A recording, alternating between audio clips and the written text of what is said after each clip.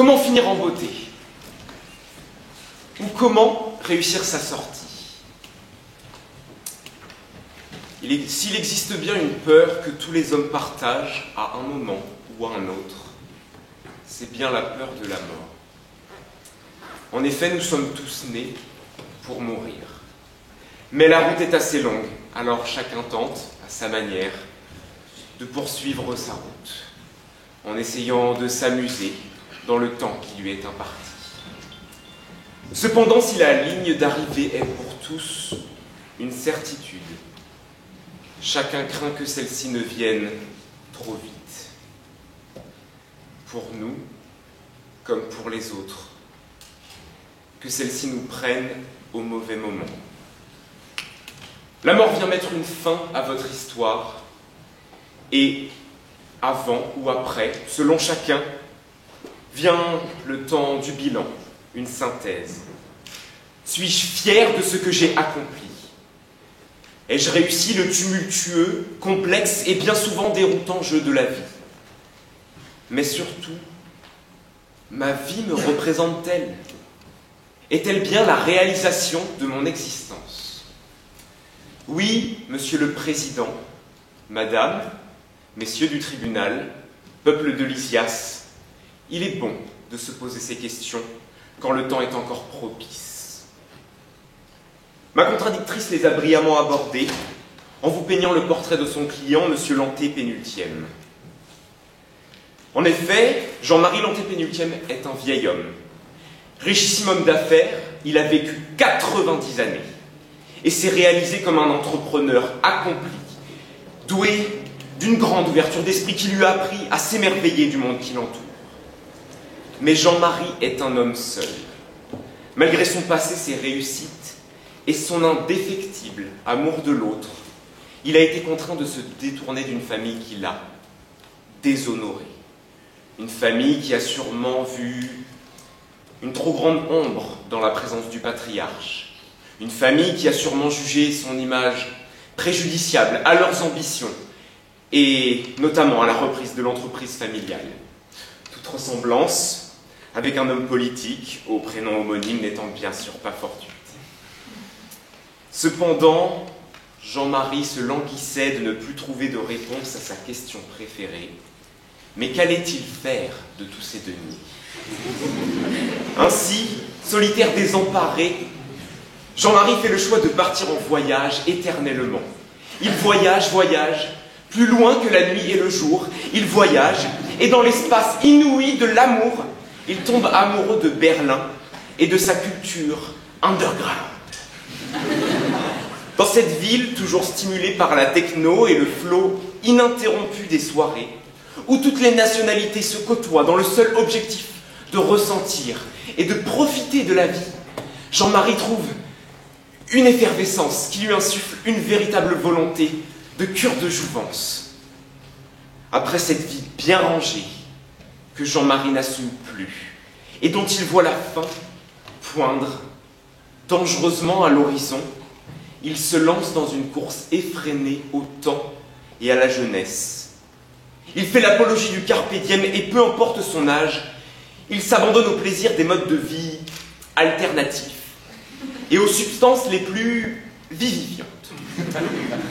L'aboutissement de ce revirement décisif, c'est la demande de changement de son nom en Monsieur l'Ecstasy. On pourrait facilement se laisser émouvoir par le portrait dressé de ce vieil homme et lui laisser, tout aussi facilement, effectuer ce changement de nom qui peut paraître, de prime abord, dénué d'importance. Et pourtant, il n'en sera rien. En effet, la demande de Monsieur l'Antépénultième est non seulement dénuée de toute base légale, mais surtout porte une atteinte grave à l'ordre public. Tout d'abord, cette demande de changement de nom se base sur l'article 61 du Code civil, qui dispose que toute personne qui justifie d'un intérêt légitime peut demander à changer de nom. Or, Monsieur l'Antépénultième ne dispose, lui, d'aucun intérêt légitime, au sens établi par la jurisprudence. Ainsi, laissez-moi vous en faire le détail. Première catégorie, celle d'un nom difficile à porter car pouvant être perçu comme ridicule ou péjoratif. Dans notre cas, si le nom de famille dont il est question peut paraître légèrement original, il n'est nullement un poids, à l'inverse des Monsieur Couillard et autres Madame Lagarce, qui, eux, attendent désespérément la fin d'une fastidieuse procédure qui leur permettra enfin de vivre avec dignité en évitant les railleries. Seconde catégorie, changer de nom afin d'éviter l'extinction d'un nom de famille en usage depuis longtemps au sein de celle-ci. Malheureusement, ce motif n'a nullement été relevé par la partie adverse, c'est pourquoi je ne m'attarderai pas dessus. Suivante. Un changement de nom afin de consacrer l'usage constant et continu de celui-ci si vous l'utilisez depuis longtemps et qu'il vous identifie publiquement. Encore une fois, ce motif ne s'apparente guère à notre cas. Avant-dernière, la francisation d'un nom dont l'apparence, la consonance ou le caractère étranger peut gêner l'intégration dans la communauté française. Si j'admets volontiers la consonance latine du nom de famille l'antépénultième, au regard de l'histoire française et du parcours de Jean-Marie, le souci d'intégration ne me semble pas plus légitime. Enfin, la jurisprudence a consacré dans un arrêt rendu le 31 janvier 2014 par le Conseil d'État le changement de nom pour motif affectif.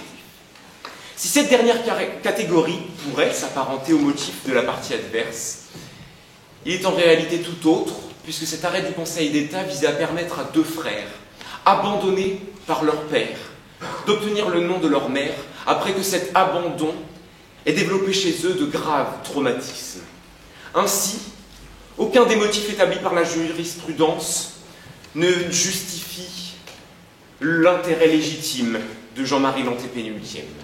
La défense, Monsieur le Président, Madame, Messieurs du tribunal, pourrait aisément s'arrêter là. Pourtant, cette demande de changement de nom revêt un second caractère, en ce qu'elle porte atteinte à l'ordre public.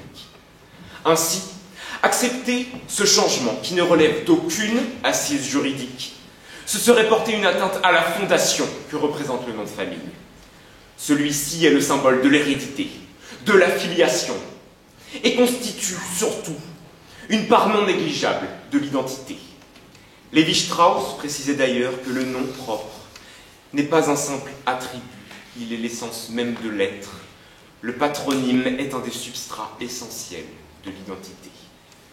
Et dans un monde où les présentateurs de télé-réalité deviennent présidents, où les murs de protection anti-migrants deviennent les articles les plus tendances des catalogues des entreprises du BTP, où la génération 2000 est aux portes du droit de vote et laisse planer une menace sur nos démocraties, que va-t-il rester si nos anciens ne sont pas les garants de ces valeurs essentielles de nos sociétés? Que va-t-il rester si nos anciens en viennent à renier leurs origines et leur identité? Que va-t-il rester enfin si nos anciens ne perpétuent pas cette tradition de transmission intergénérationnelle qui s'établit avec le nom de famille? Et qui plus est quand ce reniement s'apparente à une atteinte manifeste à l'ordre public en faisant l'apologie de la consommation de drogue. Car pour un homme qui se passionne de l'underground berlinois, il était bien des noms moins polémiques qui auraient pu être proposés. Monsieur Berquin, en référence au club d'électro mythique de la capitale, ou Monsieur Compact pour l'excellent label de musique indé. Mais non, Monsieur l'antépénultième a préféré l'ecstasy. Sans doute plus joyeux, mais il s'agit pourtant d'une triste référence à l'une des drogues les plus dangereuses pour le système nerveux. De plus, accorder ce changement de nom, ce serait démontrer que de nos jours, où tout tend vers l'ultra-personnalisation, même le nom de famille peut être arrangé au gré des tendances éphémères, y compris celles illicites et dévastatrices pour la jeunesse. Ainsi, je demande, au nom de l'État, Monsieur le Président, Madame, Messieurs du tribunal, que vous rejetiez la réclamation de la partie adverse et que vous confirmiez ainsi la décision du tribunal de grande instance de Reims en ce qu'elle a débouté Monsieur l'antépénultième de sa demande de changement de nom. Mais il est également important de rappeler que la justice se doit d'être compréhensive. C'est pourquoi je terminerai par un dernier avis à l'intention de la partie adverse. Que Jean-Marie ne s'inquiète pas. Ce n'est pas parce qu'il ne s'appellera pas Monsieur l'Ecstasy qu'il ne pourra pas, lui aussi, atteindre l'extase.